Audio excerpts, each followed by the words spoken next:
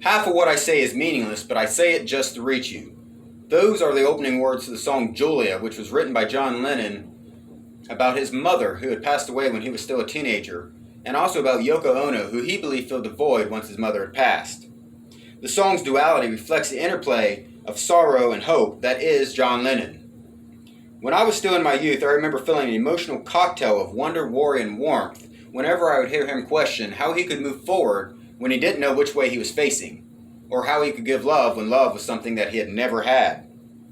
Tears fled from my eyes as pools of sorrow and waves of joy caressed me. I could not understand how the lamenting words of someone who had passed away 8 months before my own arrival here on Earth could have such a huge emotional impact on me. His fellow bandmate George Harrison offered some insight when he wrote, "We are all one, and life flows on within and without us." John Lennon may have felt the same array of emotions as each and every one of us while he was here in our presence, but his words live on long after. John Lennon's words are a gift to the world that transcend time and space, that poignantly show us what it is to be human and demonstrate how to turn affliction into something very beautiful. Today we will examine how John Lennon used words to appeal to our emotions. Then we will look at how he used words as a tool to promote peace and world change. Last, we will get a sense of how he used words to inspire each and every one of us. One would be hard-pressed to find a lyricist that could emotionally jolt us, as well as John Lennon was able to do so. The ways in which he allows us to relate are often quite simplistic. He begins Ticket to Ride with the lines, "I think that I'm going to be sad. I think it's today. The girl that is driving me mad is going away." Who among us hasn't had dreary days drenched in melancholy due to a lost love? Within the span of 12 seconds, Lennon is able to paint his listeners blue with his own sorrow. The words that he chose to use might be small, but the impact that they have is quite huge indeed. Other times, his approach wasn't so straightforward, and he would combine conflicting emotions, like adoration and dread, into a beautifully woven lyrical tapestry, such as he did with the song "Don't Let Me Down." After proclaiming that he had found a love that would last forever, a love that has no past, he goes on to belt the words, "Don't let me down," which would somehow indicate that he was apprehensive about the strength of the relationship that he was in fact singing about. One aspect of Lennon's genius is that he accepted our human capacity for emotional ambiguity. Then there were instances where his ramblings did in fact seem quite meaningless, but they conveyed emotion nonetheless. Take the song "Strawberry Fields Forever," in which he reminisces about his own childhood, or the song "Lucy in the Sky with Diamonds," which was written in response to a picture that his son had brought home from school, with words mingled into utterings like, "Picture yourself in a boat on a river, with tangerine trees and marmalade skies, and no one I think is in my tree, I mean it must be high or low." It is difficult not to think about the wondrous ways in which the world was viewed before we became adults. While listening to a strange pairing of words, we become as innocent as small children. We've seen how John Lennon uses lyrics to elicit strong emotions within us, but his words held a much greater power. He was also able to promote peace and political change with the use of his words, a feat that almost all people of all the world find hard to even imagine. Both with the Beatles and as a solo artist, Lennon was massively influential promoter of peace, equality, and world harmony during his lifetime. In June of 1967, John informed the world by way of song that there was nothing that they could do that couldn't be done. There's nothing that they could make that couldn't be made, and there's also nothing that they could know that couldn't be known, on what was at the time the largest live televised event of all time. During a time when the world was being torn apart by war, strife, and political outrage, his message was quite clear. All we need is love.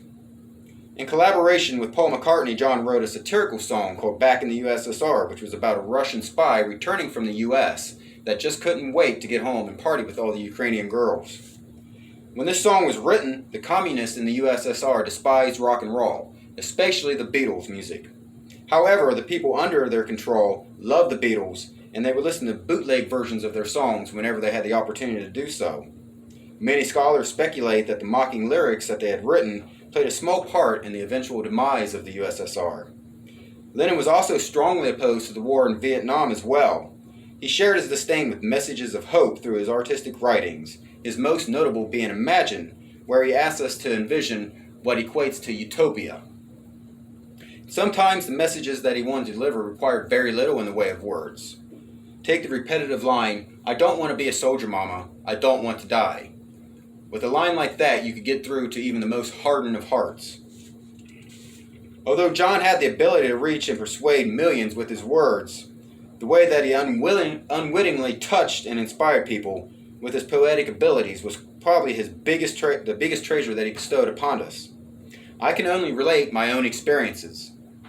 I've recently discovered that the song Dear Prudence was in fact about a woman by the name of Prudence Farrow, who was so absorbed with meditation that was all she seemed to do. The song was literally John's way of asking her to come outside and enjoy her life.